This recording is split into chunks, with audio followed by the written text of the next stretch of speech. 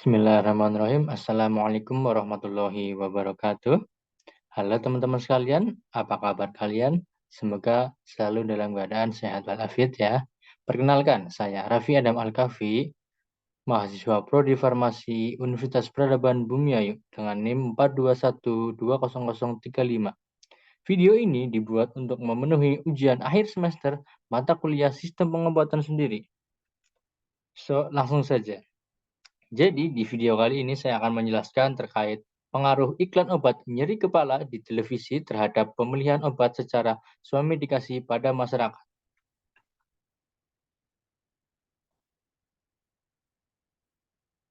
Nah, sebelum itu kita kenalan dulu nih sama swamedikasi. Jadi swamedikasi itu apa sih? Menurut BPOM tahun 2016, swamedikasi atau self-medicine adalah upaya yang banyak dilakukan oleh masyarakat Indonesia menggunakan obat yang dibeli tanpa resep dokter untuk mengatasi keluhan atau nyerinya.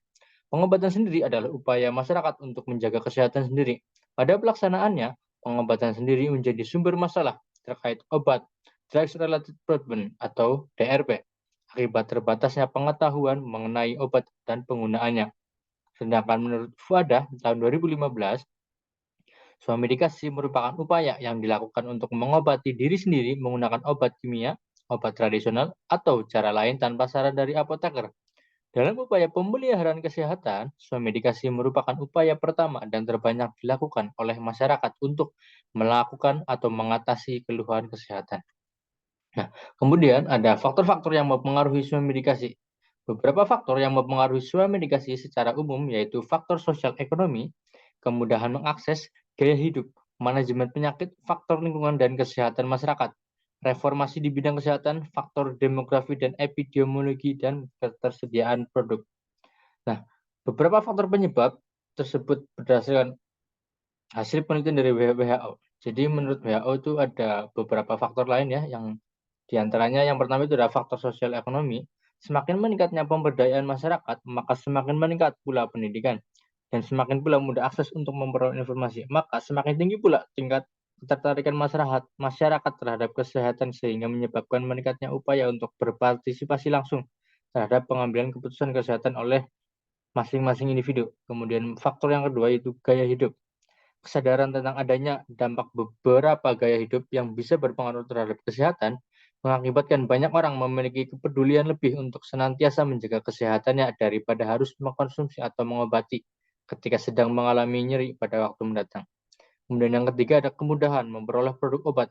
Tidak sedikit dari pasien lebih memilih untuk membeli obat di mana saja diperoleh dibandingkan dengan harus mengantri lama di rumah sakit nyeri atau mungkin klinik. Faktor yang keempat yaitu kesehatan lingkungan. Dengan adanya praktik sanitasi yang baik, pemilihan nutrisi yang benar sekaligus lingkungan perumahan yang sehat, maka semakin meningkatnya kemampuan masyarakat untuk menjaga kesehatannya.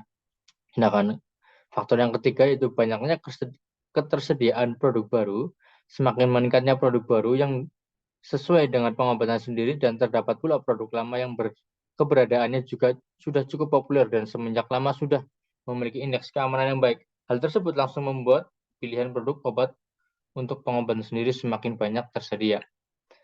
Kemudian ini menurut BPOM tahun 2014 ada beberapa petunjuk penggunaan atau melakukan swamedikasi yang baik dan benar. Yang pertama itu mengenali kondisi ketika akan melakukan swamedikasi. Jadi yang pertama sebelum kita melakukan swamedikasi itu harus mengetahui dulu kondisi dari tubuh kita. Kondisi yang harus diperhatikan adalah misalkan kehamilan atau mungkin merencanakan untuk hamil, menyusui balita, lansia, dan sedang diet, khusus seperti misalkan diet gula. Sedangkan atau baru berhenti mengkonsumsi obat lain atau suplemen makanan. Kemudian untuk petunjuk yang kedua itu memahami bahwa ada kemungkinan interaksi obat. Banyak obat dapat berinteraksi dengan obat lainnya atau berinteraksi dengan makanan dan minuman. Kenali nama obat atau zat berkhasiat yang terkandung dalam obat yang sedang dikonsumsi atau hendak digunakan sebagai swamedikasi. Kemudian untuk petunjuk yang ketiga, mengetahui obat-obat yang dapat digunakan untuk swamedikasi. Obat yang dapat digunakan untuk swamedikasi adalah obat yang relatif aman, yaitu golongan obat bebas dan obat terbatas. Obat bebas adalah obat yang dapat dibeli secara bebas tanpa resep dokter. Tanda khusus pada kemasan dan etiket obat bebas adalah lingkaran hijau dengan garis bertepi warna hitam. Kemudian atas dasar hal tersebut, jadi kita kerucutkan ya untuk kerangka berpikir terkait pengaruh. Bagaimana sih pengaruh swamedikasi dengan pembelian obat begitu? Pengaruh iklan di TV terhadap pemilihan obat swamedikasi. Swamedikasi merupakan upaya pengobatan sendiri untuk penyakit yang dianggap ringan tanpa konsultasi kepada dokter. Swamedikasi dapat dilakukan oleh masyarakat untuk mencari informasi terkait obat, dan informasi tersebut diperoleh secara langsung dan tidak langsung. Swamedikasi secara langsung dengan bertemu atau bertanya kepada apoteker untuk mendapatkan KIE dalam melakukan tindakan pengambilan keputusan swamedikasi. Masyarakat bisa mendapatkan KIE tanpa harus bertemu dengan apoteker, di mana masyarakat dapat memperoleh KIE dari media. Macam-macam media yang digunakan untuk memperoleh informasi secara tidak langsung adalah media audio, audiovisual, dan media cetak.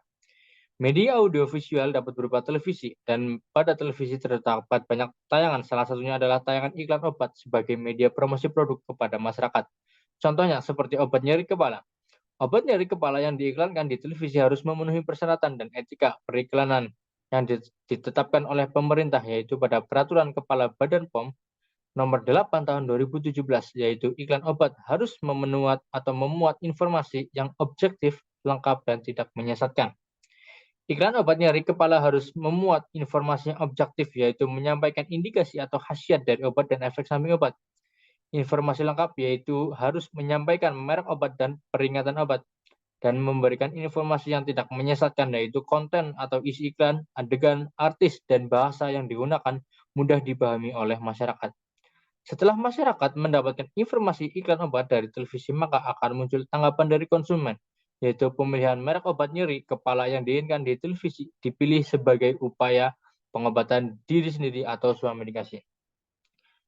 Hal ini diperkuat dari penelitian Dimas tahun 2019 dengan judul Pengaruh Iklan Obat Anti Nyeri Iklan obat nyeri kepala di televisi terhadap pemilihan obat secara swamedikasi pada masyarakat.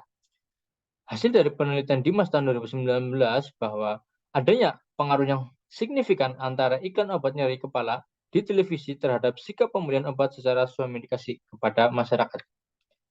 Nah, kemudian ada beberapa penelitian yang relevan juga, yaitu penelitian Seyyaul et al. Tahun 2017. Dikatakan bahwa pengaruh iklan obat non-resep terhadap sikap masyarakat dalam pembelian obat non-resep sebesar 46,2%.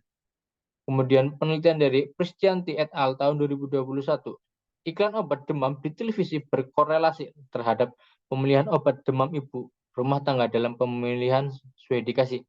Semakin meningkat frekuensi ibu rumah tangga dan menonton iklan obat demam di televisi, maka semakin meningkat pengaruh terhadap pemilihan obat demam.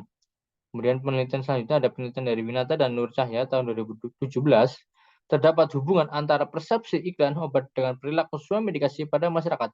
Sebanyak 77,4 persepsi responden terpengaruh terhadap iklan obat dan dalam pengobatan sendiri. Ya.